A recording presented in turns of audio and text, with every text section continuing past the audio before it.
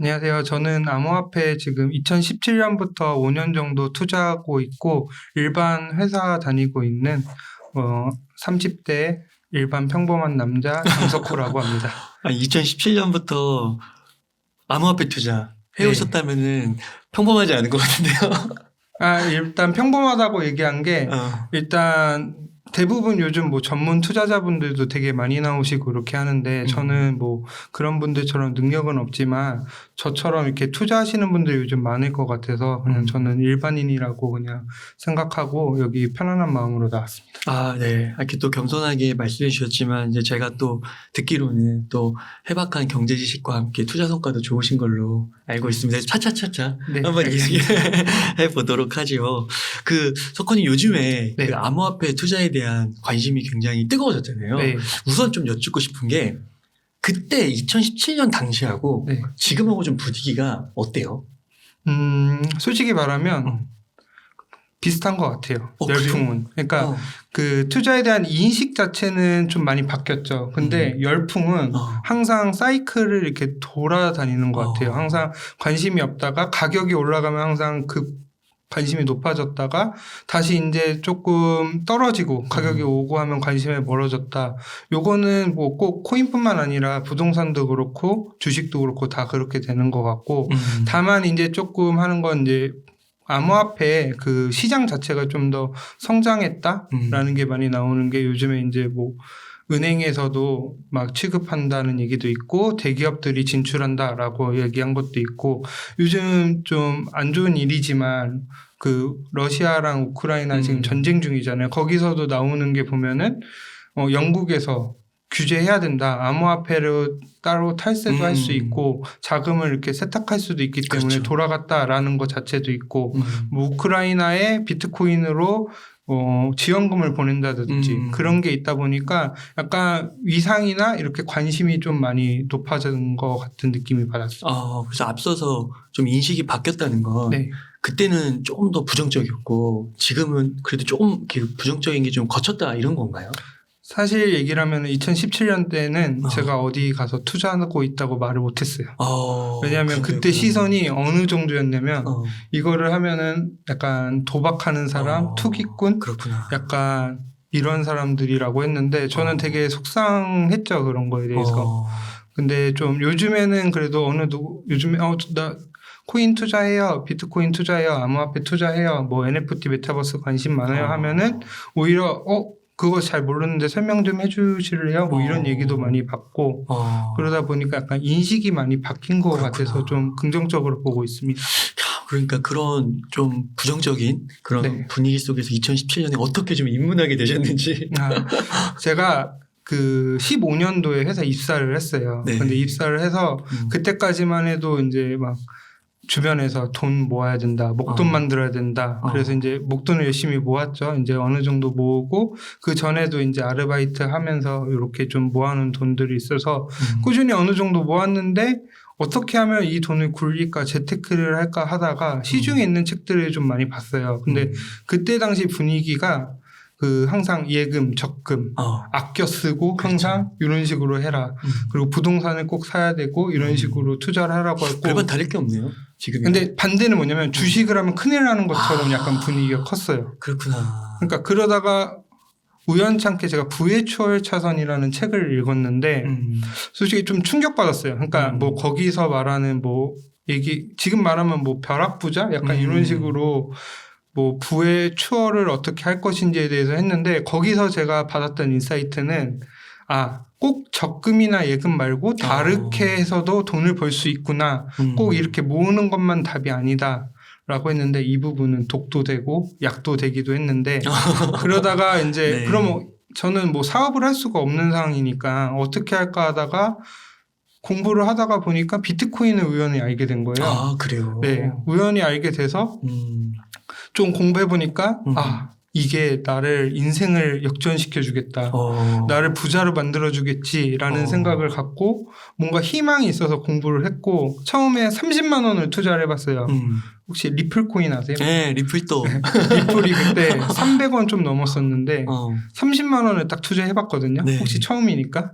근데 바로 190원까지 떨어지더라고요. 일주일 만에. 어이구. 에? 30만 원이? 그러니까 그 300원대였는데 300원이. 예, 190원 정도로 떨어지니까 그래 공부를 항상 하고 하랬는데 내가 너무 했구나. 그래서 이제 그때부터 시중에 있는 책들 보고 그때 이제 처음 유튜브도 이제 본격적으로 보면서 이렇게 하다가 했는데 결국에 딱 보다 보니까 그때 17년 아시겠지만 조정후에 계속 올라갔어요. 올라가니까 한 10월, 11월쯤부터 빨리 하면 안 될 것 같은 거예요. 지금 안 하면은 안 될 것 같은 기분이 들어서 일단 투자를 하자 했더니 좀 넣었더니 돈이 좀 벌린 거예요. 그래 내가 맞았어 이 생각이 딱 드니까 그때부터 그동안 모아놨던 적금, 예금 다 해지하고 다 들어갔죠. 그리고 어머니한테도 한 2천만 원 정도 돈을 좀 빌려서 엄청 과감하네요. 왜냐면 저는 어머니한테 용돈을 계속 드렸거든요. 그랬더니 뭐 그냥 어머니도 믿고 한번 해봐라 경험 해보라고 했는데 처음엔 좀 벌었죠. 근데 이제 중요한 거는 아시다시피 어떻게 되셨는지는 알겠고 어떻게 된 거예요? 그러니까 그때는 또 그 코인을 한 2020년 코로나 이후 때 좀 많이 하신 것 같고 그 전까지는 또 이게 잘 모르잖아요. 아니요. 그때 당시에도 2017년에도 비트코인이 엄청 열풍이었어요. 그래요? 그러니까 왜냐면 회사 사람들이 다 하는 걸 보면은 주변에 그래요? 그 정도로 저는 해서 이게 몰랐구나. 코인이 진짜 열풍이 엄청 심했어요. 농담으로 지금 뭐 강남에서 주식 얘기 안 하는 사람 없다 그랬잖아요. 그 17년도에 어떤 얘기였냐면은 커피숍에서 비트코인 얘기 안 하는 사람이 없다. 뭐 할머니 할아버지들이 현금 들고 와서 비트코인 사러 왔다. 막 이런 얘기도 되게 많았는데 그래서 그렇게 투자를 했는데 이제 문제는 뭐냐. 제가 이제 비트코인이 이제 한 2천만 원 정도 가니까 더 많이 욕심이 나잖아요, 사람이. 잠깐만요. 2017년에는 그때가 2천만 원이었어요? 그때가 처음에 2017년 제가 1월에 한 100만 원 정도였는데 그때는 제가 몰랐고 한 5, 600만 원대부터 알다가 본격적으로 이제 한 게 한 1,000만 원대부터 해서 순식간에 그때 2천만 원에서 2,800만 원까지 갔었거든요. 한국 원화 기준으로. 어마어마하구나. 근데 이제 그러다 보니까 2,800만 원까지 갔는데 이제 그때는 이제 2천만 원이니까 더는 못 갈 것 같은 거예요, 그동안. 그러면 뭘 더 벌까 하더니 이제 알트코인도 보이는데 알트코인도 좀 많이 오른 것 같아요. 그러다 보니까 그때 당시 핫했던 ICO가 눈에 들어오더라고요. 그래서 또 생각을 했죠. 이게 제2의 구글이나 여기서 제2의 페이스북이 나오겠구나. 혹시 그럼, ICO 모르시는 분들 있을 수 있습니까? ICO는 그 쉽게 말하면 IPO 요즘 많이 하시잖아요. 그러니까 쉽게 말하면 비상장 주식을 사는 것처럼 이제 이더리움이나 비트코인, 코인으로 자금을 모집을 해서 그거를 상장을 시키는 거예요. 근데 이게 문제가 뭐냐면은 규제나 이런 게 아무것도 없다 보니까 그리고 사업을 그냥 백서. 그러니까 우리가 뭐뭐 할 겁니다. 예를 들어 어떤 걸 개발할 건데 우리한테 자금을 대주시면 우리가 코인을 발행해주고 이게 상장이 되면 엄청나게 가치가 있을 겁니다. 라는 얘기가 했는데 그때 당시에 ICO가 또 엄청 잘 나갔어요. 상장하면 기본 2배, 10배, 막 어떤 건 100배 같다고 막 이러니까 저도 그거에서 너무 혹해갖고 그냥 무작정으로 했죠. 근데 이제 저도 나름 그래도 공부를 했으니까 백서도 다 읽어보고 각종 세미나 컨퍼런스 이런 데 다 참여하고 고르고 골라서 투자를 하고 한 수십 개를 투자한 것 같아요. 근데 결과는 다 망했고. 다 망했어요?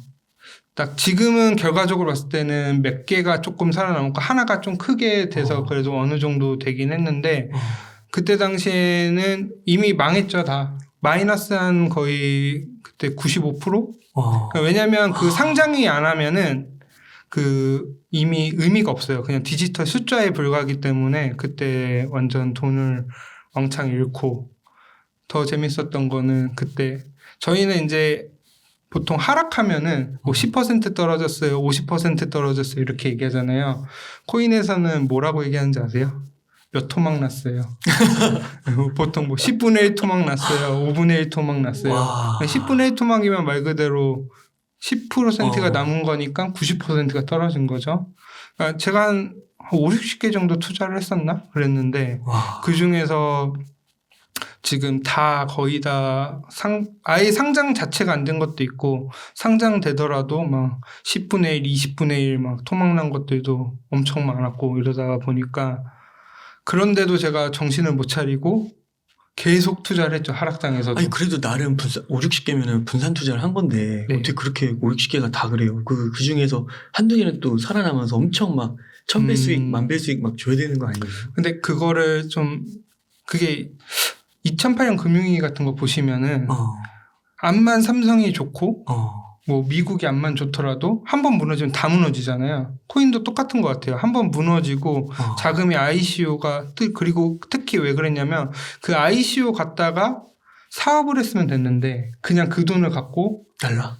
먹고 그냥 개발한다고 하다가 처음에 이제 개발하려고 하다가 돈이 이제 많이 모이니까 이거 갖고 내가 지금 팔고 떠나면 되지 않을까? 뭐 사업 실패했다고 되면 되는 거 아닌가?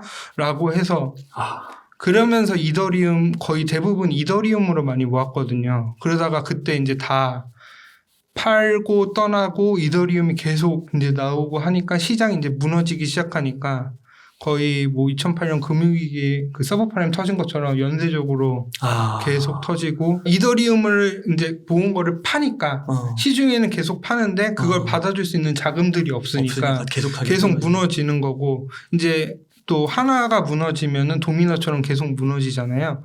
자금이 없으면 예를 들어 어떤 거를 내가 또 메꾸려고 하다가 다른 코인 또 팔고 하다 보면 악순환이 계속되기 때문에 금융도 지금 똑같잖아요. 어떤 거 예를 들어 뭐 지금 러시아 같은 것도 위기가 있다고 하잖아요. 거기서 걱정되는 게 그 MSCI 지수 이번에 뭐 몇 조가 들어온다 기대감이 있는데 반대로 하면은 그 자금이 묶여 있으니까 만약 환매해달라고 하면은 돈을 돌려줘야 되잖아요. 그럼 그 돈을 다른 코인이나 다른 주식이나 자산들을 팔아서 메꿔야 될 경우도 있잖아요. 그런 식으로 연동될 수도 있기 때문에 아마 자산 시장은 비슷한 것 같아요.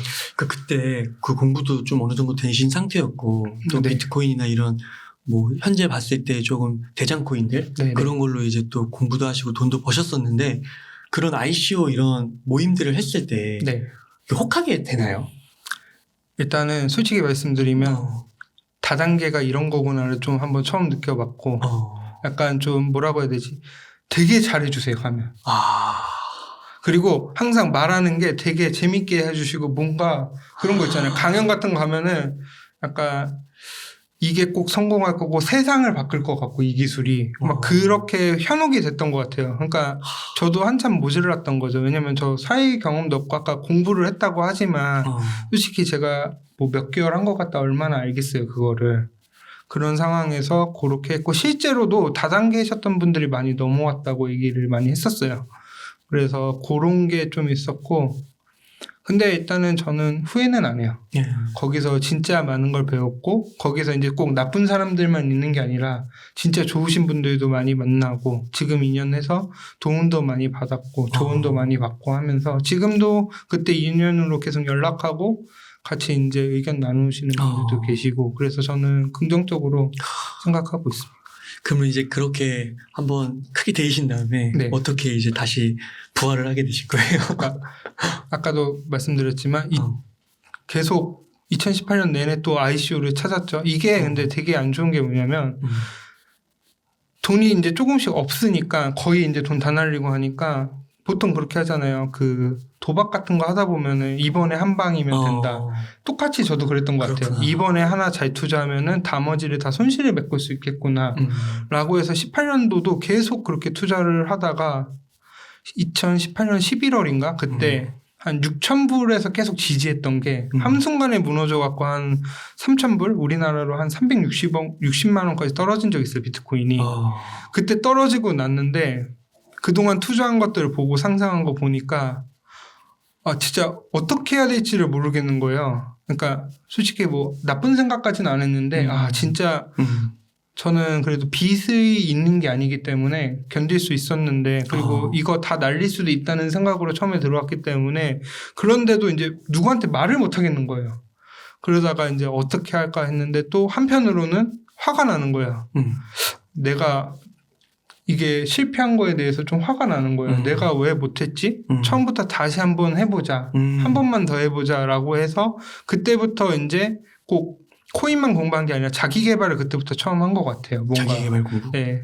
자기 개발을 하다가 그때 이제 유튜브를 찾아보다가 옆에 계신 이제 운달리 영상을 보고 그때부터 자기 개발하고 코인 공부 매일 하고 경제 공부도 그때부터 거의 해서 하루에 그래도 자기 개발한 한 2-3시간 이상씩은 매일 했던 것 같아요. 그 자기 개발이라고 하면은 조금 더 구체적으로 얘기해 주실 수 있어요? 자기 개발 보통 대부분 많이 하시는 게 이제 독서잖아요. 저는 이제 지금도 일주일에 한 권씩 읽고 서평도 많이 쓰고 그런 자기 개발 약간 책들 많이 보고 그런 관련 이제 경제 공부 많이 하고 있고요. 코인도 요즘에 공부를 하고 있고 여러 가지 영상들 찾아보면서 하고 있고 제일 중요한 건 책인 것 같아요. 저한테는 진짜 책만큼 좋았던 게 없었던 것 같고 보통 책을 보시면은 자기 개발 책이 뭐 자기 개발 책 한다고 하면은 뭐 여러 가지 이제 뭐 어떻게 뭐 마음 챙김을 할 것인지 뭐 이런 것들 뿐만 아니라 역사 관련된 책들도 있고 뭐 철학 관련된 책들도 있고 기술 관련된 책도 있고 건강 관련된 책들도 있고 이런 책들을 그냥 꾸준히 읽었어요. 여러 개를. 근데 읽다 보니까 처음에 도움이 안 되는 것 같은데 계속 그게 이제 모이다 보니까 이렇게 연결이 되더라고요. 그때도 예전에 한번 제가 보여드렸잖아요. 후기 때. 그러니까 그게 이제 요즘에 느낀 거는 그 스티븐 잡스가 커넥팅 더 잡이라고 다시라고 얘기하잖아요. 그 점들을 이제 연결시킨다고 하는데 그거를 하면서 도움이 진짜 많이 됐던 것 같아요. 특히 심리적인 게 진짜 많이 반영되는 것 같아요. 어떤 뭐 편향이나 뭐 이런 거에. 네, 편향이 쌓이는 일단 첫 번째는 편향. 왜냐하면 보통 제가 투자한 거에 실패를 곰곰이 생각해 보니까 너무 그쪽에 광신적으로 믿었던 것 같아요. 모든 게 바뀔 거라고. 그러다 보니까 편향에 빠져서 반대 의견을 무시했던 것 같아요, 그냥. 그러다 보니까 점점 그쪽에 하고 정신 차렸을 때는 이미 늦었고. 그래서 저는 지금도 항상 뭐 제가 투자를 하고 있지만 요거에 대한 부정적인 의견도 항상 봐요. 물론 아직까지 좀 저도 사람이다 보니까 반대 얘기를 나오면은 좀 기분 나쁠 때도 있고 좀 안 받아들일 때도 있는데 그때 다리에는 좀 못하더라도 뒤에 가서라도 한 번쯤은 생각을 해봐요. 왜 그런 얘기를 했는지. 그런 식으로 얘기를 해서 항상 반대 의견을 꼭 보려고 하고 예를 들어 뭐 경제 같은 것도 올라가시는 분이 있고 떨어진다는 분들도 있잖아요. 그렇죠. 그러니까 제가 좀 그거를 꼭 말해줬던 게 뭐냐면 제가 그때 한 카페에서 어떤 분이 그런 글을 올렸어요. 아, 자기는 지금 너무 무섭다. 큰일 날 것 같다, 조만간에. 그걸 했는데 저는 뭐지? 왜 이런 글 쓰지? 지금 올라갈 건데? 이런 생각하고 댓글이 보면 뭐라고 했냐면 아니, 그러실 거면 나가시라고 왜 여기 와서 물을 흐리시냐고 이렇게 얘기를 하니까 저도 그게 당연한 줄 알았는데 지금 생각해보면 그분은 이미 알았던 거죠. 이게 어느 정도인지. 근데 그런 쓴소리 하는 사람들한테 오히려 공격받고 그런 게 좀 너무 심각한. 그 카페에 글 남긴 분은 네. 좀 좋을 때 남기신 거군요. 그러니까 거의 저희 17년도에 엄청 최고점이 있을 때 너무 무섭다. 오히려. 네, 그때 이제 김치 프리미엄이라고 해외보다 우리나라 시세가 높은 거를 프리미엄이라고 하는데 20-30%씩 비쌌던 네, 그때는 50%, 60%까지 비쌌어요. 진짜요? 네. 와. 대박이다. 그러니까 2천만 원, 2만 달러까지 갔었는데 사실 생각해 보시면 비트코인 최고가 2만 달러가 터치한 데가 있고 안 한 데가 있어요. 근데 우리나라에서 2,800만 원이었거든요. 그러면은 최소 거기서 그냥 뭐 2,200만 원 잡고 하더라도 한 40%는 되지 않을까요? 야, 어마어마했구나 진짜. 네, 그래서 그런 걸 보면서 항상 반대 의견을 꼭 들어보려고 해요. 그런 식으로 하는 거랑 그다음에 또 하나 심리 싸움. 투자는 심리라 그러잖아요. 제가 웅달님한테 하나 질문해 볼게요. 투자할 때 언제가 제일 힘든지 아세요? 투자할 때? 네. 막 하락할 때. 네, 하락할 때는 생각보다 버틸만 해요. 왜냐하면 주변에 다 버티거든요. 근데 제일 힘들 때는 언제냐면 내가 팔았는데 올라갔을 때. 그때는 진짜 저도 지금 아직 그거는 적응을 못해요. 내가 팔았는데 올라가잖아요. 그러면은 막 진짜 힘들어요. 제가 이제 주변에서 요즘 보시면 좀 현금 확보를 많이 이제 하신 분들이 계세요. 저희는 이제 투자를 좀 오래 하신 분들이라. 그런데도 그분들도 요즘에 조금 내려갔다가 다시 반등하잖아요. 그럼 못 샀다고 너무 아쉬워하시는 거예요. 근데 저도 그렇거든요. 근데 그거를 좀 참고 견뎌야 되는데 그거를 하고 머리는 알아요. 지금 사면 안 된다고. 근데 이제 주변에서 막 올라갈 것 같으니까 지금 아니면 영영 기회가 없을 것 같고 17년도 똑같아요. 그때 보면은 왜 그렇게 투기적인 심리가 강했냐면은 지금 코인을 만약에 하나 딱 사잖아요. 샀는데 올라가요. 근데 제가 사려고 보고 있는데 올라가잖아요. 그럼 나를 버리고 떠나는 거는 못 참아요. 진짜 사람들이. 그래서 이제 투기적이게 되고 이제 그거를 하려고 하는데 그럴 때마다 항상 이제 마음 챙김 막 명상도 하고 자전거도 한 번씩 타고 산책도 한 번씩 하고 꼭 생각하고 막 적어보고 이런 식으로 좀 객관적으로 보려고 하는데 그런 심리가 도움이 되게 많이 받았고 마지막으로는 이제 좀 철학? 그러니까 되게 약간 이런 거 보면 철학이라고 얘기를 하잖아요. 막 보면은 뭐 워렌 버핏 분들 이런 유명한 투자자들 보면 다 철학 얘기를 많이 하시잖아요. 그렇죠. 인문이랑. 역사, 인문, 철학. 근데 저는 그거를 몰랐던 거죠. 근데 이게 보면은 진짜 틀린 말이 없어요. 근데 이제 사람들은 그거죠. 다 그런 얘기하면 꼰대다, 막 이런다. 다 뭐 들어본 얘기다. 근데 그거를 들어본 거랑 가슴으로 느끼는 거랑은 다르다고 생각하거든요. 이야, 진짜 영원이다. 네. 그리고 또 이제 투자를 하다 보면 되게 신기했던 게 코인 공부 그 백서 같은 걸 보는데 왜 이렇게 철학 얘기를 많이 하지?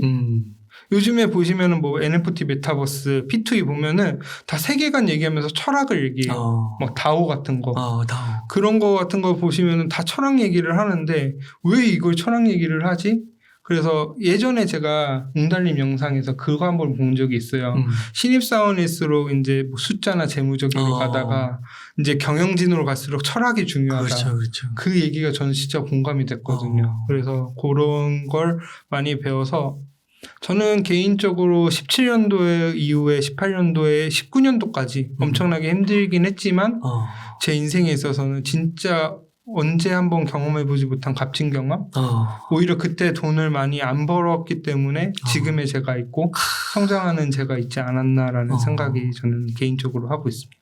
혹시 뭐 대략적으로 좀 어느 정도 성과가 났는지 좀 이야기 공개 가능 수준에 한해서 그러니까 돈은 솔직히 저는 뭐 여기 엄청 자산 투자하시는 분들 많은데 돈은 금액보다는 일단 원금 투자한 건 당연히 회복했고 그것보다 한 최고점이었을 때는 거의 그거에 한 5배 이상 갔다가 물론 지금 이제 어느 정도 해서 작년 이제 12월에 딱 제가 이제 직장인이잖아요. 그럼 지금까지 꾸준히 적금 들고 모았을 때 어느 정도 모았을 거다라는 돈만 빼고 원금은 빼놓고 지금 나머지 금만 투자하고 있고 요즘에는 조금 많이 떨어져서 그때만큼 하진 않았지만 저는 그래도 올해 이제 계속 모아가면서 하다 보면은 다음 사이클에는 저번에 이제 실수를 좀 더 보완하고 그런 걸 하면 더 큰 기회가 있지 않을까라는 생각을 하고 있습니다. 그러면 앞으로도 괜찮게 보시는 거예요? 일단은 제가 지금 좀 좋은 측면이 있고 나쁜 장기적으로 보면 무조건 잘 될 수밖에 없다고 저는 개인적으로 생각을 하는데 장기라는 거는 최소한 2, 3년은 봐야 된다라고 하고 2, 3년이면 뭐 장기도 아니네. 근데 그게 그 옛날에 그 짤 보셨어요? 여기 점이 이렇게 있는데 사람이 이렇게 여기서 여기 목표를 가는데 그냥 봤을 때는 이렇게 그으면 갈 것 같잖아요. 근데 여기 보면은 중간에 골짜기도 있고 막 이렇게 빠졌다가 하는데 이게 왜 그러냐면 비트코인 특징이 반감기란 게 있어요. 4년 주기란 게. 4년 주기가 있는데 항상 그러니까 비트코인 반감기가 어떤 거냐면요. 비트코인을 저희가 이제 채굴한다고 하잖아요. 이제 처음에는 이제 50비트. 2009년도 이제 나왔을 때 한 번 보상할 때 50비트였다가 이제 4년이 지나서 반감기가 되면은 이제 절반으로 줄여요. 채굴이. 25개. 그 다음에 12.5개. 지금 6.25개거든요. 마지막 반감기 2020년도예요. 네. 그 반감기 다음에 엄청나게 오르거든요. 비트코인이 항상 지금까지. 그렇기 때문에 일단 기초적으로 그 사이클에 봤을 때는 항상 올라갈 거고 항상 급등 뒤에는 엄청난 하락이 항상 왔었고 저도 그것 때문에 지금 굉장히 보수적으로 접근을 하고 있는데 다만 여기서 좀 이제 반대 의견도 있는 것 같아요. 지금 시장 상한가 달라진 게 무엇이냐고 얘기를 하셨잖아요. 그렇기 때문에 그전처럼 4년 주기랑 똑같이 갈 수도 있는데 반대의 경우에는 이제 기관들이나 제도권에서 수용을 하게 되면은 반대로 크게 올라갈 수도 있다. 그렇기 때문에 제가 전액 현금화하거나 이렇게 하는 게 아니라 어느 정도로 항상 일정 부분 코인을 갖고 있고 그런 식으로 계속 관심을 갖고 있어야 된다고 생각을 하는데 하지만 진짜 만약에 근데 현실적으로 보면 지금 현물 ETF 이제 비트코인 지금은 선물 ETF만 나왔잖아요. 지금 거부당했죠 현물은. 네, 현물은 이제 계속 연장되고 거부당하고 있는데 현물은 비트코인을 직접 사야 돼요 기관들이. 그러니까 수요가 있으니까 그거는 엄청난 호재라서 엄청 오를 수도 있고 다른 그것도 뭐 통과될 거라 보시는 거예요? 통과는 되죠. 근데 그게 지금은 아니라 이거죠. 지금은 시간이 좀 걸릴 것 같고. 그다음에 또 규제가 좀 커요. 그러니까 그 현물 ETF를 하려면 규제가 있어야 그렇죠. 되는데 지금 봤을 때 규제도 아직 안 나왔어요. 근데 규제가 뭐 하루아침에 나오는 게 아니고 대통령령이 이제 나온다. 이제 규제안이 나온다. 막 이러고 이번에 그렇죠. 영국도 규제해야 된다라고 얘기를 하는데 그 규제가 뭐 금지는 아닐 거라고 생각을 하는데 진짜 좀 센 규제면은 엄청나게 크게 하락을 할 수도 있단 말이에요. 그렇기 때문에 뭐 장기 투자하신다고 해서 꾸준히 사모으는 건 좋지만 너무 성급하게 지금 투자하는 건 좀 아니지 않을까 조심스럽게 얘기해보고 뭐 장기 투자하신다고 해서 꾸준히 사모으는 건 좋지만 너무 성급하게 지금 투자하는 건 좀 아니지 않을까 조심스럽게 얘기해보고 이미 근데 8천에서 한 4천까지 네. 떨어졌잖아요. 네. 그런데도 지금은 조금 반토막인데 바닥 밑에 지하실 지하실 밑에 핵이 있다 그러더라고요. 아 그렇구나. 지하실 밑에 핵 그거 처음 들어보네. 그런 식으로 밑으로 계속 여기가 끝이겠지. 그리고 솔직히 생각해 보시면 비트코인 1원도 안 했잖아요. 그렇죠. 그렇죠? 1달러 겨우 넘을 때도 막 뭐 환호했는데 1,000원이었는데 예를 들어 뭐 최악의 1,000원이었다고 생각했는데 그게 8천만 원 갔었는데 지금 4천만 원 갔다고 해서 그 아래로 떨어지지 않으리란 보장은 없고 물론 생각보다 지금은 안 떨어질 수도 있는데 지금 아직 좀 요즘 경제적인 상황도 그렇고 너무 하기 때문에 좀 안정적으로 지금 접근해야 되지 않을까 신중하게 대신에 이제 꾸준히 모으고 그러면은 궁금한 게 아예 제로로 될 확률은? 제로로 될 확률은 없다고 생각해요. 왜냐하면 어쨌든 미국이 규제한다고 하더라도 어딘가에선 쓰일 거예요. 어딘가에선 쓰일 건데 이제 문제는 그 가격이 엄청 낮겠죠. 그 예상 그래도 지지선? 뭐 최하선? 최하. 그런 것도 있어요. 최악의 시나리오 하면은 일단은 지금 이제 저희가 한 3만 불 왔다 갔다 하는데 그게 이제 좀 지지를 처음에는 할 건데 그 다음에는 뭐 한 2만 불? 2만 불 아래까지. 왜 2만 불이라고 했냐면은 그 17년도에 저희가 이제 고점이 2만 불이었거든요. 근데 거기를 한참 못 들었어요. 2020년도에 올라갔다 내려갔다 이렇게 하다가 어느 순간 뚫으면서 그때부터 엄청 비트코인이 올라갔거든요. 그러면 거기에 강력한 약간 지지 심리라는 게 있는데 그게 떨어지면 이제 좀 더 떨어질 수도 있는데 근데 중요한 거는 2만 불 간다가 아니라 거기까지도 들어오면 살 수 있을 준비를 해야 된다는 거죠. 그렇죠. 그리고 또 하나 제가 말씀드리고 싶은 게 그거를 18년도 보면은 사람들이 좀 떨어지잖아요. 그때 똑같아요. 이때쯤 됐으면 지금쯤 많이 떨어졌으니까 사면 되지 않아요? 그래서 사요. 그렇구나. 그래서 조금 올라요. 그러다가 올라갔다가 그러니까 한 번에 떨어지는 게 아니라 반등을 주면서 계속 떨어지거든요. 데드캣 바운드 같이. 이게 올라가면 올라가서 잘했어 했는데 갑자기 쭉 떨어져요. 주식하고 비슷하네요. 똑같아요. 주식이랑. 그러니까 그런 식으로 물고 내려가면은 나중에는 진짜 사고 싶을 때 살 수가 없어요. 그러면은 항상 얘기를 하죠. 사람들이. 그때 좀 더 참을 걸. 참아야 되는데. 뭐뭐 할 걸. 맨날 이러면서 후회하고 이렇게 많이를 하시는데 그렇기 때문에 저도 지금 빼놓은 시드를 가지고 이제 조금씩 저는 이제 안정적으로 길게 한 1, 2년 보고 꾸준히 이제 살려고 하고 있습니다. 그러네요. 이때는 조금 적립식으로 좀 보수적으로 접근해도 괜찮을 것 같네요. 그리고 중요한 거는 제가 좀 우리나라 사람들은 약간 알트만 사세요. 근데 저는 진짜 걱정되거든요. 왜냐면 제가 알트에 많이 대여봐갖고. 그러니까 알트라는 거는 비트코인이 아닌. 비트코인 아닌 거. 그래도 이더리움까지는 좀 그래도 괜찮다고 생각하는데 완전 모르는 코인들 있잖아요. 그거를 제가 왜 말씀드리냐면은 그 17년도에 그 코인마켓캡이라는 그 사이트가 있어요. 비트코인 순위 사이트가 있는데 그 시총 순위가 있는데 17년도 시총 순위랑 네. 지금 시총 순위랑 보면은 다 바뀌었어요, 거의. 아, 그래요? 그래서 비트코인, 이더리움 요렇게 남아있고 나머지 다 바뀐 거예요? 거의 다. 리플이 그때 2등까지도 갔었거든요.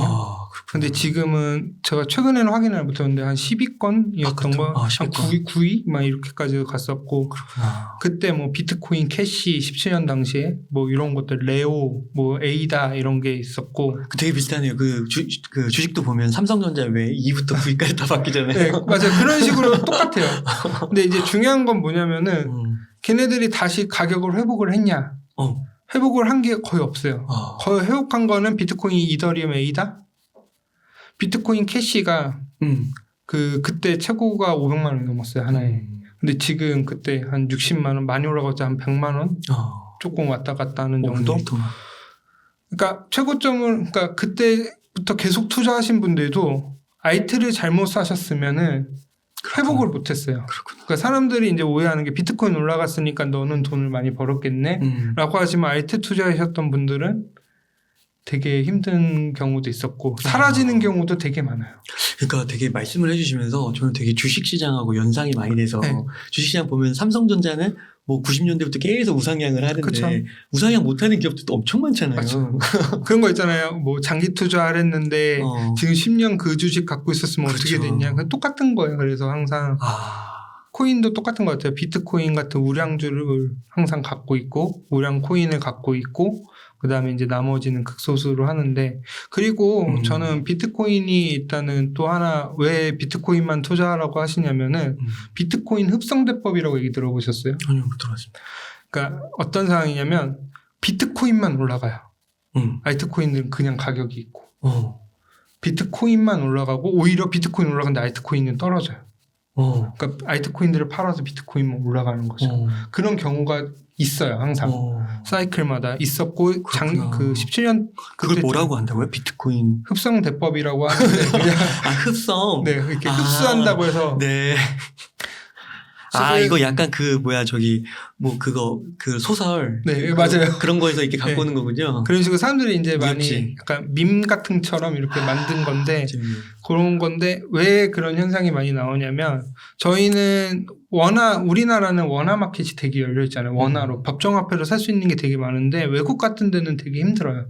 그래요? 그러다 보니까 거의 비트코인으로 사요. 알트코인들을. 그래서 비트코인이 화폐라고 얘기를 하는 거예요. 화폐 그 비트코인 암호화폐에서 비트코인이 대장주. 기축통화구나. 네, 기축통화.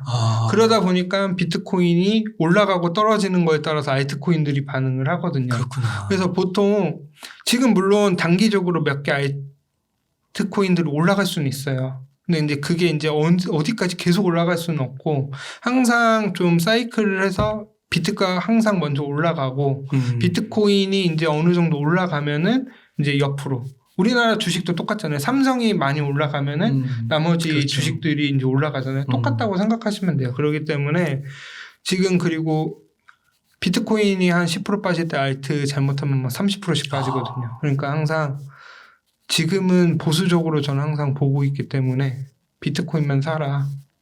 그러니까 부동산 살 때도 그 지방의 뭐 소도시 이런 거 살 때도 무조건 대장 위주로 그쵸. 보라고 하잖아요. 네. 대장이 빠지는 것도 좀 적게 빠지고 오를 때 먼저 오르고 이끌고 그런 비트코인이 그런 역할을 하는 거군요. 네. 그리고 비트코인 하다가 비트코인이 엄청 올라갔으면은 그때 이제 올라간 거 같다가 그때 이제 좀 팔아서 그때 알트코인 해도 안 늦어요.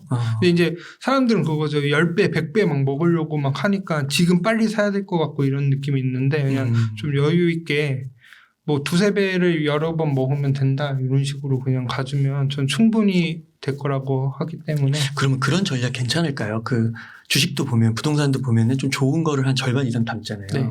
그러니까 비트코인, 이더리움 같은 걸 뭐 한 50%, 네. 3분의 뭐 70% 정도 담고 네. 나머지 30%를 네. 좀 알트에 넣는 거나 이런 전략. 저는 솔직히 말씀드리면 그 비트만 지금 사야 된다. 그래요? 물론 어떤 게 왜 그러냐면 진짜 최악의 경우를 그러니까 제가 그때 너무 크게 대해서 그런지 몰라도 항상 최악의 경우를 생각해야 된다고 생각을 해요. 그렇구나. 지금 말씀하신 게 농담으로 제가 마이너스 95% 얘기했지만 진짜 99% 빠지거든요. 농담이 아니라 1억까지 그러니까 뭐 몇백 원 했던 게 한 150원, 100원 했던 게 1원까지도 빠지는 경우도 봤어요. 와. 그러면은 거기서 그거를 버틸 수 있냐 이거죠. 그리고 솔직히 말씀드리면 지금이 저는 솔직히 알트코인들이 올라갈 수도 있는데 빠지기 시작하면은 진짜 만약에 무슨 일이 생겨서 한번 빠지면은 그 진짜 억소리도 안 나요. 네. 그 너무 아프면은 신호도 못 낸다 그러잖아요. 진짜 거의 그 정도 수준까지 되기 때문에 좀 늦게 사도 괜찮아요. 항상. 좀 늦게 사도 되는데. 네, 늦게 사도 되는데 일단 항상 그 조급함 그거를 좀 많이 기다리셔야 되고 그리고 정말 좋은 게 있다고 생각하시면은 계속 떨어지면 사실 조금씩 사셔도 되는데 그러니까 본인이 한번 잘 생각해 보셨는데 내가 버틸 수 있을까?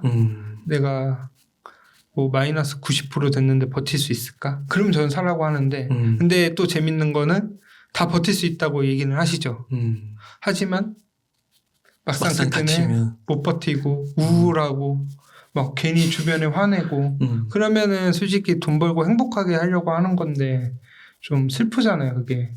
그 타이슨이 그 링에서 한 대 쳐 맞기 전까지는 누구나 그런 얘기를 갖고 있다. 저 제일 그 얘기를 너무 좋아해요. 그래서 저도 그 얘기해서 항상 최악의 시나리오를 항상 그려보고 왜냐하면 코인 자체가 리스크가 굉장히 크기 때문에. 근데 대단하시네요. 그 95%까지 가셨다가 그래도 다시 이렇게 크게 회복하시고 부활하셨다는 것에 대해서. 그렇죠. 네. 네, 재밌어요. 그냥 저는 요즘에 하는 게 요즘에 항상 사이클마다 새로운 게 나오고 변화하는 모습 이런 생각도 하는구나 이런 거 보면은 되게 좀 재밌게 요즘 하고 있습니다. 그러면 혹시 이제 17년부터 네. 지금까지 22년 초까지 이렇게 좀 투자를 해오시면서 네. 좀 기억에 남는 사건, 이슈 그런 게 좀 있으실까요? 사건은 이거 얘기해도 될지 모르겠는데 그 옛날에 박상기 법무부 장관이 비트코인은 사기다 이런 얘기했을 때 그때 그거 실시간으로 보면서 비트코인을 보고 있었거든요. 쭉 빠져 한 50% 빠졌다가 순식간에 또 반등했다 이렇게. 진짜요? 근데 왜 그랬냐면 그때 당시에 근데 저는 그거를 그때 당시에는 되게 욕을 많이 했었거든요. 저도. 근데 지금 생각해 보면 그때 그렇게 안 했으면 우리나라가 좀 위험했을 수도 있겠다. 뭐가요? 그 경제 자체가. 왜냐하면 그때 아까 김치 프리미엄 50% 60%라고 했잖아요. 그때 진짜 그때 이제 한 거고 실제로 중국이나 이쪽 해외에서 이쪽으로 올려서 환차익을 많이 하시는 분들도 있었어요. 우리나라도. 그래서 그때 당시에 제가 주변에 얘기 들었을 때 주변에 뭐 명동이나 이런 데 환전상에서 달러가 없다, 현금이 없다 그랬어요. 다 그런 식으로. 그걸 재정거래라고 하잖아요. 네, 재정거래. 그렇게 해서 그 환차익 30%, 40% 이렇게 하는 거군요. 그렇죠. 그렇게 하고 솔직히 이번 2020년에도 21년도였나 아마 그때도 한번 20%까지 한번 올라갔었어요. 맞아요, 그때 맞아요. 이후로 한번 쭉 빠지고 이제 앞으로는 그렇게까지는 못할 것 같아서 그래서 그렇게 크지는 않을 거라고 기대를 하는데 그때 이후로 사실 하락장이 겪었고 그때 이후로 ICU가 이제 거품이 터지고 했기 때문에 저는 그때랑 그리고 또 하나 기억에 남는 거는 그 코로나 그때 떨어졌을 때 주식뿐만 아니라 코인은 저는 그때 한참 모으고 있어갖고 계속 떨어지더라고요. 그래서 사야 된다 그랬더니 샀는데 생각보다 더 빨리 떨어지는 거예요. 그랬더니 와 이거는 진짜 뭐지? 이러면서 왜냐면 그때 당시가 왜 그때 좀 충격이 컸었냐면은 이미 저점을 다지고 한 1,000만 원 정도 넘게 올라가고 있었다가 이제 어느 정도 됐다 거의 한 500만 원까지 빠졌었나? 그것도 하루아침에 거의? 그래요? 하루인가 며칠 동안 계속 빠졌어요. 와. 비트코인이 24시간 돌아가잖아요. 그러니까 이거는 막을 수도 없는 거예요. 뭐 주식은 거래를 그렇죠. 이제 정지시켰다가 그렇죠, 이렇게 할 수도 그렇죠. 있는데 코인은 그게 없는 거예요. 24시간 돌아가니까 서킷 브레이커 이런 거 발행하고 그때는 내려가면은 어떻게 이렇게까지 떨어질 수가 있지? 라는 생각을 하고 있는데 그렇게 하고 또 금방 회복했잖아요. 또 그렇게 보면서 다행히 어떻게 회복은 하네요. 그 정부 규제 이런 거는 되게 세 보이는데 이슈가 그리고 법무부 장관이면은 그쪽에서는 짱이 말한 거잖아요. 근데 이게 중요한 게 뭐냐면 비트코인이나 이런 암호화폐는 우리나라만 있는 게 아니잖아요. 미국도 있고 중국도 있고 글로벌이구나. 글로벌이고 그리고 또 하나는 중요한 게 그래서 이번에 작년 2021년 그때 한 5월쯤에 중국이 그 채굴 금지, 완전 금지시키고 그 미국에서도 약간 금지시킨다고 맞아요. 했을 때 엄청 떨어졌었잖아요. 똑같은 것 같아요. 그런 식으로 규제 이슈가 아직 남아 있어서 그런 규제들. 근데 오히려 규제 또 반대로 생각해 보면 승인받는 과정 중에 하나가 아닌가. 그러시군요. 그러니까 그런 위기 속에서 네. 뭐 조금 얘기해 주신 것 같긴 한데 어떻게 이렇게 살아나셨을 것 같아요? 그 중요한 요인을 뭐라고 보세요? 버티면 된다. 그런 게 있어요. 이 또한 지나가리라 이러면서.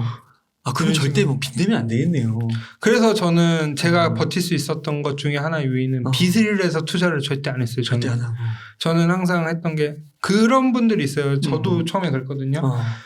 내가 10% 벌잖아요. 그럼 그 생각을 해요. 100만 원 갖다 10% 벌면은 10만 원이잖아요. 근데 1억 투자했으면 100만 원인데, 1000만 원인데. 더 들어가는 거지. 그 시드가 작다고 되게 했는데, 그래도 저는 어떤 생각을 했냐면, 내가 시드가 암만 작아도 이거를 내가 못 불리면 난 그만큼 능력이 없는 거다라고 그냥 마음속으로 계속 되뇌이고 있었고, 빚내는 거는 진짜 하면 안 된다. 몇 번의 유혹은 있었지만 참았죠. 그래서 그게 이제 특히 할 수가 없어요. 그게 당장 내일 갚아야 되는데, 그거를 지금 돈 내서 저는 거기까지는 제가 아직 능력이 안 돼서 그래서 저는 항상 레버리지를 최대한 안 쓰고 안정적으로 하는 거를 저는 하는데 또 어떤 분들은 빨리 부자 되려면 되는데 뭐 능력이 있으시면 저는 그런 거는 뭐 개인의 판단이지만 저는 그렇게는 안 하기로 저는 앞으로도 계속 생각입니다. 그래서 빚내지 말고 버티면 된다. 그렇게 얘기해 주셨고 그러면은 지금 아까 이제 지금 현재는 조금 보수적으로 접근할 필요가 있겠다라고 얘기를 하시면서 현금으로 조금 만들고 있다고 하셨어요. 그럼 지금은 좀 자산 구성을 좀 코인하고 이렇게 현금하고 뭐 나머지 어떻게 구성하게 돼요? 저는 지금 거의 50대 50? 50대 50? 네, 그러니까 비트가 아니라 그 암호화폐 50에 현금 50. 네, 실제로 코인이 떨어져서 50%고 원래는 비중을 따지면 현금 한 40에 코인 60인데 근데 여기 코인도 펀드가 들어간 게 있어요. 한 10% 정도. 그거는 이제 그것도 코인 관련된 거라서 약간 그냥 코인으로 넣었고요. 그러면은 좀 앞으로 혹시 그런 게 있을까요? 지금은 조금 보수적으로 접근을 하지만 앞으로 좀 어떤 이슈들이 좀 보이면 이거는 다시 턴어라운드 그런 게 그런 시기가 될 것이다. 아까도 얘기했지만 뭐 비트코인이 현물 ETF가 나오면 무조건이고 그다음에 이제 또 중국이 개방한다. 중국이 지금 금지를 했잖아요. 과거에도 중국이 계속 금지했다 풀었다 이렇게 하는데 이제 중국이 풀면은 그래도 자금들이 많이 들어올 것 같고 그다음에 또 하나가 좀 약간 위기 상황일 때 더 심각하게 진짜 위기로 가면은 코인이 올라갈 수도 있다고 생각은 하는데 솔직히 그거는 좀 안 좋은 거니까 그거는 제외하고요. 아마 그 정도 코인 그다음에 또 하나 있었던 게 약간 뭐 엄청난 대기업들 뭐 이미 테슬라는 투자했다고 하지만 이제 테슬라보다 더 위에 있는 그런 큰 데에서 투자한다. 이런 것들 아니면은 힘든데 그게 현실적으로 올해는 좀 힘들지 않을까? 물론 기적적으로 될 수도 있는데 되면은 그때는 저는 적극적으로 투자할 생각이에요. 그리고 요즘에 또 그 비트코인의 미래를 얘기할 때 비트코인 그 자체보다는 자체도 얘기하긴 하지만 뭐 NFT다, 메타버스다, 뭐 웹 3.0이다 되게 많잖아요. 그런 거는 좀 어떻게 연결해서 봐야 되는 거예요?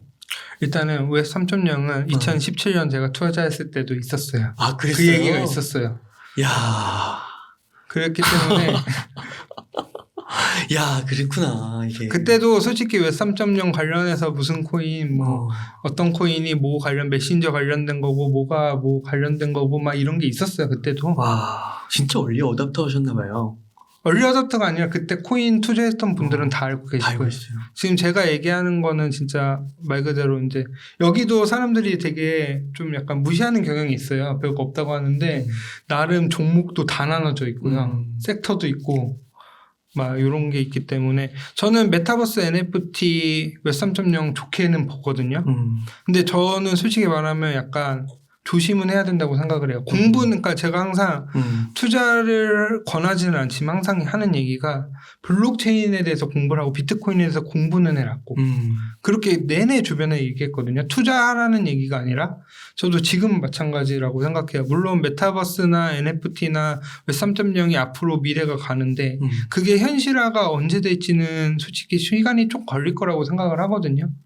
그렇기 때문에 조금씩 경험을 해보고 그리고 저는 지금 계속 공부해야 된다고 생각해요. 왜냐하면 S3.0 메타버스 NFT를 제가 주변에 설명해 드리고 싶어도 어디서부터 설명해 줘야 될지는 모르겠더라고요. 근데 이제 상대적으로 코인을 기존에 투자했던 분들은 마음만 먹으면 좀 빨리 공부할 수 있어요. 알아들이는 게. 그리고 이제 웹3.0 메타버스 이거 말고 또 다른 트렌드가 나오잖아요. 그럼 또 연결이 될 건데 그거에 대해서 따라가려면 미리 준비해야 되지 않을까 라는 생각을 하고 있고 특히 메타버스 NFT는 좀 더 웹 3.0도 좀 기대하고 세 개가 아마 연결돼서 될 거예요.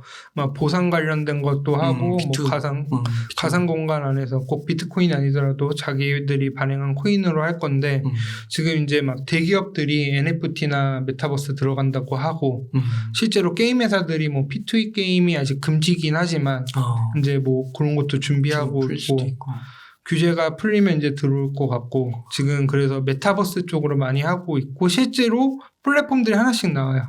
아까 제가 그 하나 보여드렸잖아요. 그러니까요. 메타버스. 그 점심 먹고 그 보여주신 거. 네. 그 농협. 네, 프로젝트. 농협 그 독도버스 그 저는 클로즈 베타로 이렇게 한번 하고 있는데 그러니까 그거를 돈 벌려고 하는 게 아니라 그냥 재밌어서 체험을 해봐야 돼요. 너무 신기하더라고요. 이게 그냥 책으로 보는 거랑 직접 해보는 거랑 달라요. 맞아요. 그렇기 때문에 저는 항상 해보고 아까도 제가 웅달님한테도 네. 지갑 만드셨어요. 카카오톡 안에 클립이라는 그 클레이튼 지갑 있는 거 아세요? 이렇게 물어봤는데 이게 해보면은 또 느낌이 다르거든요. 그렇죠. 그리고 또 맞아요. 그래서 또 하나는 제가 요즘에 좀 관심 있는 게 주변에 제가 이제 자기 개발을 이렇게 하다 보니까 좀 주부님들도 많고 이렇게 있으니까 약간 요걸로 돈 안 들이고 재테크할 수 있는 거 그런 게 있지 않을까 요즘 그런 거 좀 살펴보면서 연구를 하고 있는데 아직까지는 이제 완전 초기 단계. 그 P2E이라고 하셨나요? P2E요. 아, P2E. 그게 네. 이제 게임을 하면서 돈을 버는. 네. 근데 지금 우리나라에서는 현재 금지. 네. 아, 요게 근데 좀 풀리면 네. 그렇게 말씀하신 그런 주부님들 네. 참여를 하실 수도 있겠네요. 주부님들보다는 아이들이 더 하니까 이제 그게 걱정이 되긴 하죠. 솔직히 그렇죠. 그게 될 수도 있는데 근데 저는 그거를 꼭 나쁘게만 볼 게 아니라 그 메타버스도 꼭 게임이나 이런 게 있는 게 아니라 거기를 통해서 P2E 코인을 벌어서 경제 활동도 한번 해보는 것도 되게 나쁘지 않다고 생각을 하거든요. 저는 사실 옛날 게임하면서 많이 배웠던 것 같아요. 경제 활동 이런 거. 게임 아이템 거래를 하잖아요. 게임 안에서. 맞아요. 게임 돈으로 사고 팔고 온라인에서 그런 걸로 먼저 관저 체험도 할 수 있고 특히 메타버스가 꼭 코인 쪽 관련된 게 아니라 새로운 경험들을 되게 많이 할 수 있잖아요. 그러니까 이게 가능한 미래일지 모르겠는데 막 그럴 수도 있잖아요. 메타버스 공간에 내 집을 만들고 네.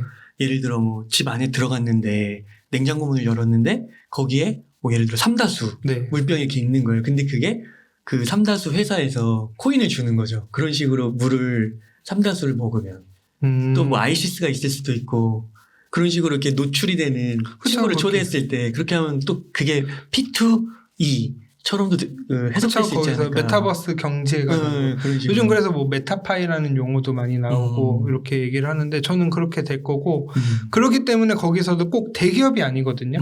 제가 저희 이제 사촌분이 안경집을 하세요. 메타버스가 나오기 전에 뭐라고 얘기를 했었냐면은 지금 웅달이 안경 끼고 계시잖아요.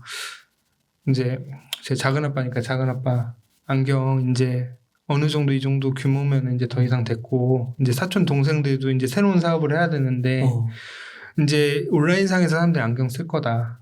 그걸 디자인해서 팔면 된다. 아이템을. 그렇구나. 그런 걸 한번 연구를 해봐라. 나는 전문 지식이 부족하니까 한번 해봤으면 좋겠다라고 하는데 실제로도 지금 보면 막 메타버스 안에 샤넬백 있고 막 그런 식으로 돼 있고 그쵸. 그래서 저는 주변 분들한테 그런 개인의 그 능력들이 있으시면은 자꾸 그런 거를 한번 연결을 해보시면 좋을 것 같아요. 특히 NFT 같은 것도 돈이 되질 않더라도 그냥 발행을 한번 해보시면은 재밌을 것 같아요. 저도 아직까지 발행은 안 했는데 공부는 하고 있거든요. 그래서 이제 뭐 다른 분들 있으면 한번 도와줄까도 생각을 한번 해보고 지금 NFT 관련해서는 계속 공부하고 있는 중입니다. 실제로 그 NFT 현명한 투자자 저자님 오셨다가 네. 그 BTS 세계관 만드신 그 기획하신 분이 오셨는데 그 요즘에는 그 미대 나오신 분들이 네. 그 NFT 예술 작품 네. 그거 크리에이터로 많이 지원하신다고 하더라고요. 제가 오늘 아침에 재밌는 기사를 봤어요. 옛날에 저희 학창 시절 다닐 때 제가 애들 꿈이 뭐냐고 하면 연예인이었거든요. 요즘에는 뭔지 아세요? 크리에이터? 크리에이터가 아니라 요즘에 뭐라고 얘기하는지 아세요? NFT 작가래요. 아 진짜요? 오늘 매경 기사를 보고 왔거든요. 와 대박이다. 그거를 딱 보는 순간 밑에서 이제 사람들이 되게 부정적으로 얘기를 해요. 뭐 애들이 벌써부터 돈에 눈이 멀었다라고 하는데 저는 반대로 보면은 저도 반대인데.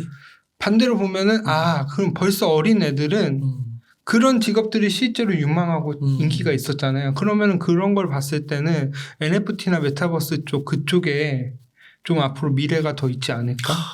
그러니까 이게 미래일은 진짜 몰라서 또 그렇게 댓글을 다신 분이 있을 수도 있는데 실제로 보면은 미국의 그 로블록스가 몇억 명, 몇천만인가요? 한다고 하더라고요, 그거를. 제페토도 거의 가입자가 2억 명. 그러니까 그거는 다음 밀레니얼 세대들은 너무 익숙하게 그냥 네이티브죠, 그냥. 메타버스 네이티브. 그러니까 알아야죠. 저도 지금 따라가기 힘들어요. 아직 로블록스나 이런 거를 제페토를 안 해봐서 그래서 좀 해보고는 있는데 그래서 자꾸 해봐야 될 것 같아요. 자꾸 아까 마지막으로 원래 얘기 드리려고 했는데 저는 그게 되게 중요한 것 같아요. 본인이 모른다고 자꾸 무시하면 안 된다고 생각을 하거든요.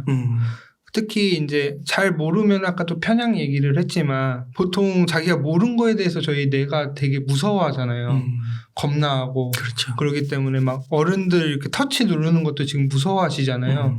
그렇기 때문에 저는 자꾸 경험을 해보고 새로운 것을 좀 받아들이고 열린 마음으로 해보고 잘못된 게 있으면 이게 무슨 문제가 있으니까 그런 거를 더 보완해 나가려고 해야지 그건 무조건 나쁜 거야. 무조건 하면 안 돼.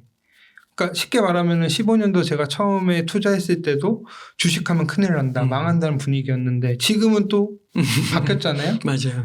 근데 이제 물론 이게 사이클이 계속 돌고 돌기 때문에 그런 식으로 항상 특히 저는 부모님들 계신 분들한테 항상 하는 얘기가 본인들 세대랑 똑같이 생각하지 말라. 얘기를 꼭 하는데 항상 새로운 거에 좀 널린 마음을 좀 갖고 열고 그러니까 마치 지금에 대해서 NFT 메타버스에 대해서 평가를 하는 거면은 뭐 긍정적이든 부정적이든 어떤 느낌이냐면 저는 우리가 인터넷이 나오지 않고 www.만 나왔는데 그거의 가치를 지금 평가한다는 느낌? 그게 지금까지 이렇게 확대되고 연결될지는 모르잖아요. 저는 아직 그 상황이기 때문에 우리가 계속 관심을 갖고 좀 기회도 충분히 많이 있지 않을까. 그리고 솔직히 말하면 뭐 이거는 누구나 할 수 있잖아요. 뭐 전문가가 아니라 게임에 그런 거 들어오고 메타버스 참여해보고 NFT 발행하는 거는 조금만 연습하면은 다 하실 수 있거든요. 물론 어려우실 수도 있지만 그리고 저는 또 하나 하는 게 앞으로 그런 과정이 되게 편해질 거예요. 그러니까 코인 같은 경우도 지금은 전송하기가 되게 힘들어요. 근데 지금 카카오톡에서 예전에 클립으로 전송을 하잖아요. 원래 지갑 주소를 복사해서 넘기는데 거기 카톡 아이디 그냥 쳐서 보내면 돼요. 그런 식으로도 되고 앞으로 점점 기술을 뭘로도 쓰게끔 지금 다 돼 있잖아요. 스마트폰도 그렇고. 그렇죠. 유튜브 혁명도 이렇게 간편하게 촬영하고 편집할 수 있는 게 발달해서 대중화가 된 것처럼. 저는 그렇게 앞으로 점점 발전될 거기 때문에 남들보다 조금 한 발만, 한 반발만 조금 더 관심 가지면은 더 그냥 저는 재밌어요. 그냥 재밌고 이렇게 하는 게 재밌어서 기회도 많이 있지 않을까. 그 계좌 이체 같은 것도 카카오톡도 진짜 편하잖아요. 카카오톡 이용하는 거. 예전에는 진짜 막 공인인증서 다 해야 되고 막 했는데 지금 거의 지문 결제 많이 쓰시고 간편 결제 많이 하시잖아요. 실제로 그 NFT 그 작품을 그 1000개인가 10,000개인가를 팔아보신 분이 있는데 그 제가 오늘 책에서 읽은 사례인데 미디어에서 신문에서 읽었나? 그분도 그 그림에 관심이 있었는데 실제로 NFT 그 소프트웨어 툴로 그림을 그리고 발행하기까지 그래서 판매까지 하기까지 6개월이 채 안 걸리시대요. 네, 맞아요. 되게 편한 거. 요즘에 또 툴도 많이 발달돼 있으니까 그리고 근데 이제 그분이 강조하시는 게 뭐냐면 어차피 다 초보다. 지금. 네, 맞아요. 그러니까 먼저 하면서 알아보는 사람이 장택이다. 뭐 이런 비슷한 맥락의 얘기를 하셨던 것 같아요. 그렇죠. 근데 이제 단 20, 30대한테 조금 더 유리할 수도 있죠. 왜냐하면 좀 익숙하니까 그런 것 때문에. 하지만 그렇다고 하시더라도 한 번쯤 해봐도 어쨌든. 그러니까 이게 뭐 큰 돈 되는 게 아니니까. 그렇잖아요. 저는 솔직히 제 주변에 이렇게 저는 코인을 이렇게 맨날 보고 하니까 NFT나 메타버스 다 아시는 줄 알았어요. 근데 진짜 보니까 그게 뭐냐고 뭐라고 설명해 달라고 얘기를 하는데 좀 되게 당황스러운 경우도 많아서 약간 좀 관심을 좀 갖고 그리고 교육 같은 것도 많이 발전할 것 같고 그런 걸 활용해서도 되게 좋은 것 같아요. 그럼 이런 메타버스나 NFT나 뭐 디파이나 뭐 C파이나 막 이런 것들이 기본적으로 블록체인이나 이런 것들이 모두 다 좀 기본적으로는 그 암호화폐에서 좀 이렇게 생태계가 더 만들어진다라고 좀 볼 수가 있을까요? 특히 이제 그거죠. 예를 들어 뭐 웹 3.0에서 제일 핵심은 저는 보상이라고 생각을 해요. 그러니까 쉽게 말하면 지금 유튜브 같은 게 이제 웹 2.0이라고 하잖아요. 웹 3.0은 제 능력을 그냥 파는 거라고 쉽게 저는 생각을 하거든요. 그리고 이제 저의 개인 정보 이용을 했으면 그거에 대한 보상을 줘야 되는데 예를 들어 제가 웅달린 개인 정보 이용을 할 거예요. 그럼 물론 제가 뭐 개인 정보 있으면은 그게 뭐 유명한 사람이거나 전문가면은 비싸겠지만 뭐 해봤자 뭐 몇 원 이렇게 되겠죠. 근데 그거를 현금으로 계속 줄 수는 없잖아요. 메타버스 안에서도 보면은 현금으로 그거를 계속 물론 CBDC가 나와서 그걸 쓸 수도 있긴 하겠지만 그냥 현금을 갖다 주고 계좌이체를 할 수 있을까요? 그거를 실생활에서 제일 할 수 있는 게 저는 암호화폐라고 생각을 하거든요. 그렇기 때문에 그런 보상을 주기 위해서는 꼭 그게 필요하다고 생각을 하고 있습니다. 아, 이제 글로벌로 가면 또 막 환전하고 환율 막 이런 거 보면 살 수가 없죠. 환율도 있고 실제로 그건 있어요. 솔직히 말하면 우리나라 원화를 그 사람들한테 돈을 줄 수가 없잖아요. 줄 수가 없죠. 줄 수가 있는 경우도 있고 뭐 수수료도 많이 들고 하는데 코인 같은 거는 그런 게 없잖아요. 뭐 국경 같은 것도 없고 그렇죠. 스마트폰만 있으면 다 왔다 갔다 할 수 있으니까. 야, 진짜 앞으로 미래가 진짜 어떻게 펼쳐질지 모르겠지만 지금 얘기하는 것들이 비단 비현실적이고 막 허구적이고 이런 것 같지는 않아요. 그러니까 17년도에는 제가 이런 조금 약간 메타버스나 이런 건 아니지만 비슷한 맥락의 얘기를 하잖아요. 그럼 그게 말이 돼? 그게 말이 되냐 이러고 있는데 지금은 보면은 뭔가 될 것 같아요. 조금씩. 근데 이제 조심하셔야 될 건 항상 하지만 이게 항상 저도 ICO 때 그게 좀 있었던 것 같아요. 이게 금방 실행될 것처럼 약간 하는데 그렇죠. 시간이 좀 안정화되고 그 하는데 좀 시간이 걸리지 않을까? 라는 생각은 좀 하고 있어요. 그러면은요, 석헌님 이게 그 말씀하신 것처럼 조심해야 될 부분도 분명히 있잖아요. 그러면은 그리고 또 저희가 이야기를 좀 시작한 게 암호화폐 투자부터 좀 이야기를 했잖아요. 실제로 이제 이 방송을 들으시고 뭐 한 여윳돈이 한 1,000만 원 있는 거예요. 그래서 암호화폐 투자 한번 해봐야겠다. 그런 분들이 좀 어떻게 좀 조심스럽게 접근하면 좋을지. 저는 아까도 얘기했지만 저는 올해 키워드를 저가 이제 자기 개발하다 보니까 올해 목표 이런 단어 하나를 쓰라고 한번 해봤는데 전 거기에 씨앗이라고 썼어요. 씨앗? 씨앗. 그 저희 씨 뿌릴 때 그 씨앗. 그리고 농사 지을 때 그 씨앗. 씨앗이라고 썼거든요. 그러니까 그렇게 한 이유가 저는 이것도 어쨌든 약간 뭐 어떤 밭을 가꾸는 것처럼 씨를 뿌리고 기다리고 관심을 갖고 수확을 해야 된다고 생각을 하는데 지금은 이제 씨앗을 뿌리는 단계이기 때문에 사이클상? 네, 사이클상. 그렇기 때문에 이제 지금 아까도 얘기했지만 한 번에 투자하는 게 아니라 뭐 만약에 내가 오늘 뭐 1,000만 원 갖고 해야 되겠다라고 하면은 지금 뭐 100만 원을 사세요 일단. 사야지 관심이 있거든요. 한 100만 원 정도 사시고 이제 한 1, 2년 걸쳐서 엄청나게 떨어졌을 때 한 번씩 사시면 돼요. 나눠서. 중요한 건 나눠서 꼭. 그러다가 이제 그러신 분들이 있어요. 그러다 올라가면 어떡할 거냐. 올라가면 올라갈 때 사시면 돼요. 그때. 나눠서.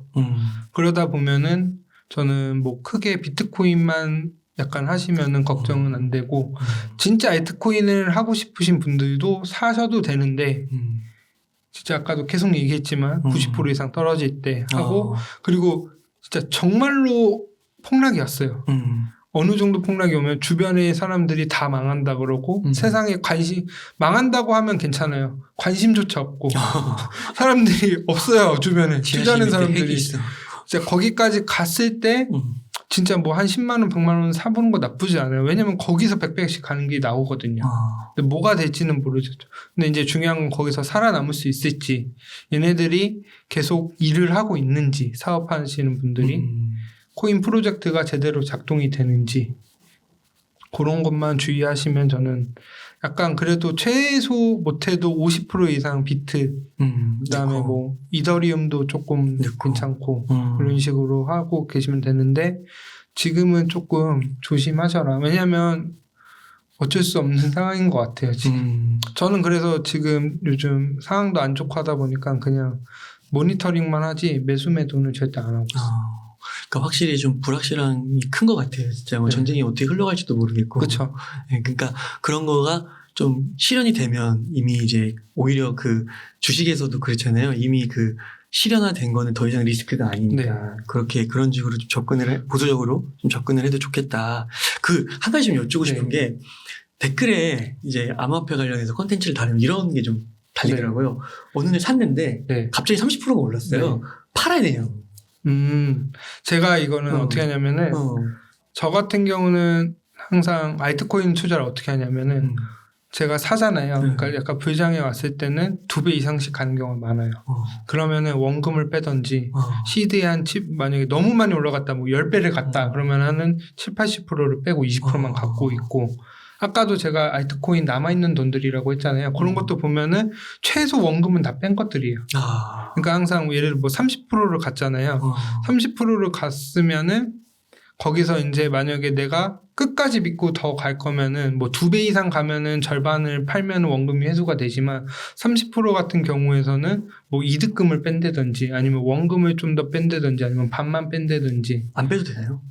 안 빼도 되는데 요즘 같은 장은 저는 솔직히 지금 저도 약간 좀 물려있는 코인들이 있는데 그런 것들을 저는 본절 오면 조금씩 뺄 거예요. 현금 확보를 좀 더 할 생각이. 특히 알트코인이기 때문에. 비트였으면 제가 비트면 어떻게 돼요? 비트가 30% 오른 거예요. 저는 비트코인이 지금 30%로 올라가던 뭐 50%로 올라가던 관심이 없는 게 제가 비트코인 투자하는 게 굳이 지금 뭐 10% 20% 먹으려고 투자하는 것도 아니고 그렇구나. 최소 그래도 한 2-3배 이상은 암만 못해도 벌어야 되려고 하는 건데 저는 뭐 항상 역사적으로 보면은 계속 샀으면은 거의 최소한 5배에서 10배 이상씩은 비트코인 제일 안 오른다는 비트코인도 그 정도 수익은 주는데 물론 지금 시총이 커서 거기까지는 안 가긴 하겠지만 그래도 저도 최소 2-3배는 가지 않을까?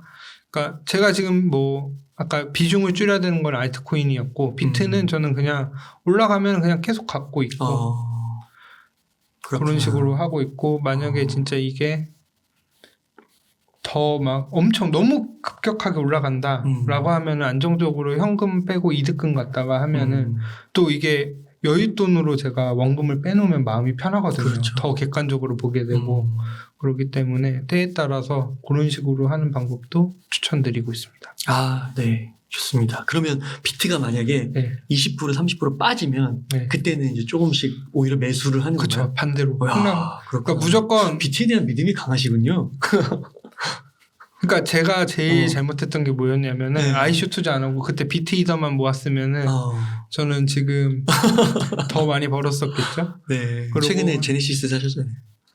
산 건 아니고 주문만 해놓고 저 솔직히 그거를 그것도 제가 왜 그러냐면은 못 팔아요. 솔직히 코인을 못 팔아서 제가 차를 계약을 하면 제가 팔 것 같더라고요. 그거를 이제 돈을 마련해야 되니까 그거 약간 의식으로 약간 해놓고 저는 솔직히 말씀드리면 그거 취소할 생각도 있는 게 만약에 여기서 코인이 더 떨어져서 더 투자해야 될 것 같다라고 하면 저 그거 과감하게 취소하고 저는 투자하고 다음에 차 살 거예요.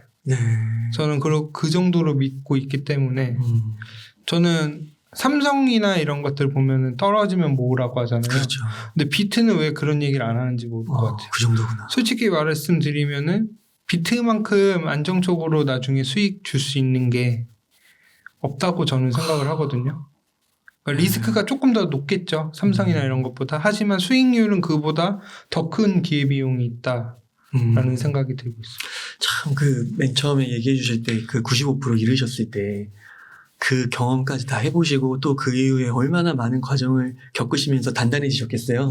그래 놓고서 이제 이렇게 와서 이제 비트에 대해서 강조를 해주시니까 그 말에 실리는 힘이 다른 것 같아요. 그러니까 제가 오늘 여기 이제 웅달님 연락받고 되게 좀 나가자고 한 결심이 든 게 뭐냐면 되게 솔직히 말씀드리면 처음 해보신 분들이 많으실 것 같아요. 투자를. 저의 그 처음 제가 접했을 때 그 느낌을 지금 갖고 계신 거나라고 생각을 하고 많은 분들이 힘든 상황에 계신 분들 많은데 좀 힘내셨으면 좋겠어 갖고 이렇게 제가 95% 갔어도 버티고 어떻게 하다 보니까 했다.